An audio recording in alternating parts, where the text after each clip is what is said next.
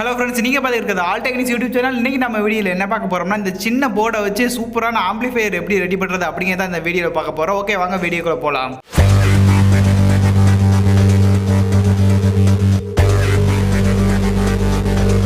இந்த போர்டு பார்த்தீங்கன்னா இது ஒரு சின்ன ஆம்பிளிஃபையர் போர்டு தான். இதோட அன்பாக்சிங் நம்ம ஆல்ரெடி போட்டிருக்கோம். அதை நீங்கள் பார்க்கலாம். ஐ பட்டன் கொடுக்குறேன் பாருங்க. இதில் வயர் கனெக்ட் பண்ணுறதுக்காக பார்த்தீங்கன்னா நிறைய பாயிண்ட் கொடுத்துருக்காங்க. பவர் சப்ளை, சிக்னல், அப்புறமா ஸ்பீக்கர் கனெக்ட் பண்ணுறதுக்காக கொடுத்துருக்காங்க.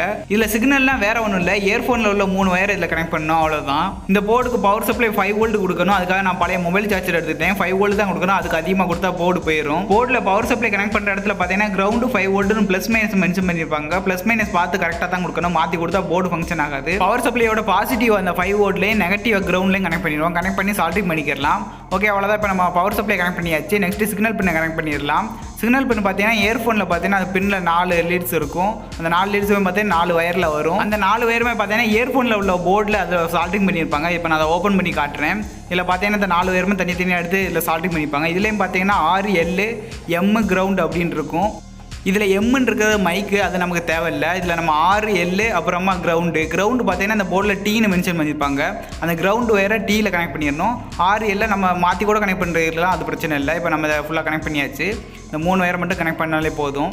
ஓகே, இதில் ஃபைனலாக ஸ்பீக்கர் கனெக்ட் பண்ணிடலாம். ஸ்பீக்கர் கனெக்ட் பண்ணுறதுக்காக பார்த்தீங்கன்னா RL 4 பாயிண்ட் கொடுத்துருக்காங்க. இதில் நம்ம 2 ஸ்பீக்கர் கனெக்ட் பண்ணிக்கலாம். என்கிட்ட பார்த்தீங்கன்னா ஒரு ஸ்பீக்கர் தான் இருக்குது. இதில் நான் Rல கனெக்ட் பண்ணிவிட்டு, அதாவது ரைட் சைடு கனெக்ட் பண்ணிக்கிட்டேன். இதில் ப்ளஸ் மைனஸ் பார்க்க தேவையில்லை, நம்ம எப்படினா கனெக்ட் பண்ணிக்கலாம்.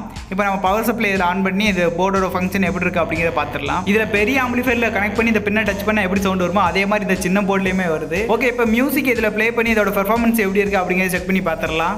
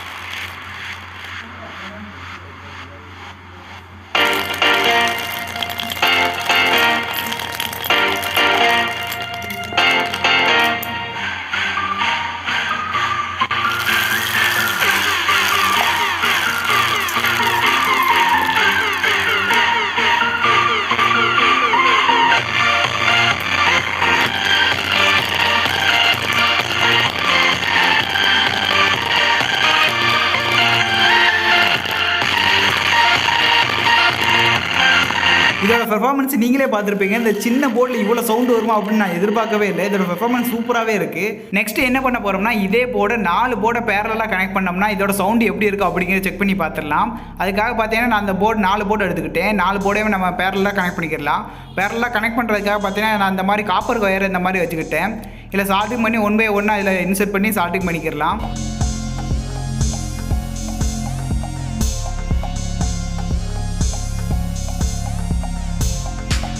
இதில் பார்த்தீங்கன்னா இப்போ வீடியோவில் காட்டியிருக்க மாதிரி இது 4 போர்டையுமே பேரலாக இந்த மாதிரி கனெக்ட் பண்ணியாச்சு. அந்த பின்னில் கனெக்ட் பண்ணி சால்ட்டிங் நல்லா பண்ணிக்கிட்டேன். ஏன்னா சால்ட்டிங் கரெக்டாக நல்லா வச்சிருந்தோம். இதில் நான் ஃபஸ்ட்டு 5 போர்டு தான் கனெக்ட் பண்ணியிருந்தேன். 5வது போர்டு பார்த்தீங்கன்னா சால்ட்டிங் பண்ணும்போது கொஞ்சம் டேமேஜ் ஆயிடுச்சு. அதனால் ஒரு போர்டு எடுத்துட்டேன். இதில் இப்போ 4 போர்டு மட்டும் இருக்குது.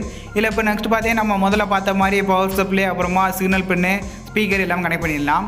ஸ்பீக்கர் பார்த்தீங்கன்னா இப்போ என்கிட்ட 1 தான் இருக்கிறதுனால 1 மட்டும் தான் கனெக்ட் பண்ணிட்டு போகிறேன். இல்லை ஏதாவது ஒரு போர்டில் நம்ம கனெக்ட் பண்ணாலும் போதும். ஓகே, இப்போ நம்ம பவர் சப்ளை ஆன் பண்ணி இதோட பெர்ஃபார்மன்ஸ் எப்படி இருக்குது அப்படிங்கிறத செக் பண்ணி பார்த்துடலாம்.